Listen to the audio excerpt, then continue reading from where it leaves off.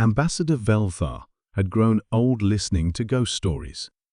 For 20 millennia, every spacefaring civilization whispered the same tale around their quantum fires, the legend of the Terrans, the mysterious species that had once sent a single ship across the galaxy before vanishing without explanation. Some claimed they had transcended physical existence. Others insisted they had destroyed themselves in some cosmic catastrophe. The more superstitious species believed they were waiting, watching from dimensions beyond perception. But Velthar was a pragmatist. Dead species stayed dead. Ghost ships were myths. Until the day his sensors detected impossible readings at the edge of Nexus Prime's solar system. Ambassador, his aide Crixtor's voice trembled through the communicator. You need to see this. It's impossible. Velthar's translucent blue form rippled with annoyance as he materialized in the observatory. His people, the ethereal collective, had evolved beyond physical limitations centuries ago, existing as pure energy beings capable of instantaneous travel across vast distances. Very little surprised him anymore. The view screen changed that. Drifting through space, like a monument to forgotten dreams, was a ship unlike anything in the current galactic database. Its hull was smooth, elegant, crafted from materials that seemed to drink starlight and reflect it back in impossible colors. Along its pristine surface, symbols glowed softly, the ancient pictographs that every civilization recognized but none could fully translate. Terran script. Run spectral analysis, Velthar commanded, his energy form flickering with excitement. Already done, sir. The ship's composition is unique. It appears to be constructed from crystallized time itself, reinforced with quantum-locked matter that shouldn't exist. The energy signature is clean, impossibly clean. No decay, no entropy. It's as if the ship exists outside the normal flow of universal aging. Velthar studied the data streams flowing across his consciousness. The ship was exactly as described in the ancient archives, 2.3 kilometers long, graceful as a swan, terrible as a supernova. The legendary vessel, humanity's dream, last seen departing the Sol system 20,000 years ago, with a crew of 10,000 volunteers, on a mission that no surviving records could explain. Incoming transmission, Crixtor announced. It's broadcasting on frequencies that haven't been used since the first galactic age. The signal was hauntingly beautiful, not words, but something deeper. Mathematical poetry that spoke directly to consciousness itself, bypassing language entirely. As the message washed over him, Velthar felt emotions he had forgotten he possessed. Wonder, hope, and something else. Something that made his energy matrix shiver with recognition. The transmission contained coordinates, not to a place, but to a time. A meeting point in the neutral zone, exactly 72 hours from now.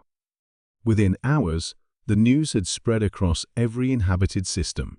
The Great Silence was ending. After 20 millennia, humanity was returning. The gathering that assembled at the coordinates was unprecedented. Representatives from every major civilization clustered their fleets at a respectful distance, forming a vast amphitheater of ships around empty space. The crystalline thought weavers had come. The ancient void singers materialized from their pocket dimensions. Even the entropy lords, being so old they remembered the galaxy's birth, took notice. They waited. At precisely the appointed moment, space folded and humanity's dream emerged from what could only be described as a doorway in reality itself. The ship had changed. Its hull now pulsed with soft living light, and Velthar could sense something vast and patient stirring within its graceful form. This was no longer merely a vessel, it was something else entirely. A new transmission began, and this time it carried a human voice. "Greetings, children of the stars," the voice said, warm and ancient and impossibly kind. "We have returned. The speaker materialized as a hologram above the assembled fleets, a human woman whose age was impossible to determine. She might have been 30 or 3,000, her eyes holding depths that spoke of journeys beyond mortal comprehension. "I am Dr. Elena Vasquez, speaking for the crew of humanity's dream. We left your galaxy long ago on a mission that seemed impossible, to find what lay beyond the edge of everything, in the spaces between realities where new universes are born." Valthar felt his energy matrix stabilize in awe. They had gone beyond the galactic edge, something no species had ever attempted, and returned to tell about. "We found them," Dr. Vasquez continued, her voice carrying wonder that infected every listening mind. "The architects, the beings who design cosmic laws, who plant the seeds from which galaxies grow. They have been waiting for someone to find them, waiting for a species curious enough to leave everything behind in search of absolute truth." The human woman smiled, and in that expression, Valthar saw something that chilled him to his quantum core: infinite patience, combined with vast, terrible knowledge. "The architects taught us many things during our journey. They showed us how to step outside time, how to craft matter from pure thought, how to nurture infant universes in the space between stars. But most importantly, they taught us our purpose." Across the assembled fleets, weapon systems powered down without conscious command. No one could explain why, but the very concept of violence seemed suddenly inadequate. You see, every galaxy needs gardeners, shepherds, beings who can guide younger civilizations toward their full potential without interference, who can repair the cosmic wounds left by wars and hatred and fear. The architects have been searching for such a species for billions of years. Dr. Vasquez gestured, and the space around humanity's dream shimmered. Suddenly, the assembled representatives could perceive things that had been invisible moments before: streams of pure possibility flowing between stars, the delicate web of causality that connected every living being, the gentle songs that newborn worlds sang as they learned to support life. "We have returned, not as conquerors or rulers, but as cosmic gardeners.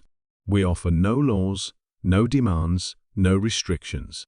We simply tend the spaces between worlds, healing what is broken, nurturing what seeks to grow." Valthar felt something fundamental shift in his understanding of existence. The humans hadn't become gods, they had become something far more terrifying and wonderful. They had become responsible. "The galaxy has grown beautifully in our absence," Dr. Vasquez observed, her gaze seeming to see directly into each observer's soul. "Your wars have taught you strength. Your peace has taught you wisdom. Your diversity has created symphonies of consciousness we never imagined possible." She paused, and her next words would echo through galactic history forever. "Continue to grow, children of the stars.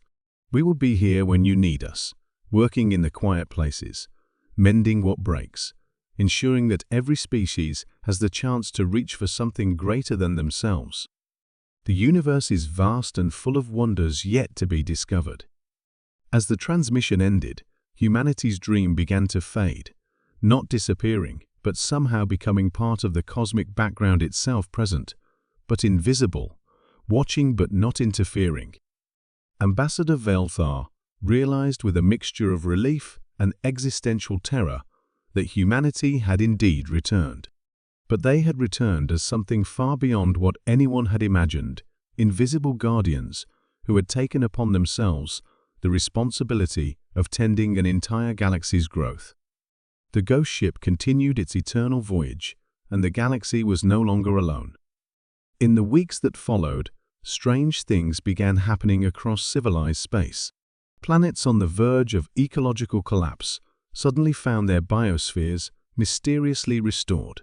Wars that had raged for centuries discovered that their soldiers were inexplicably developing empathy for their enemies.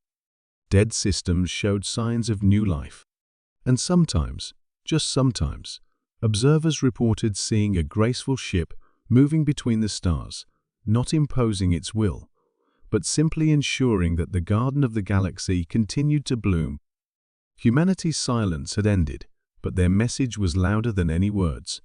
The universe was worth protecting, and someone had finally learned how.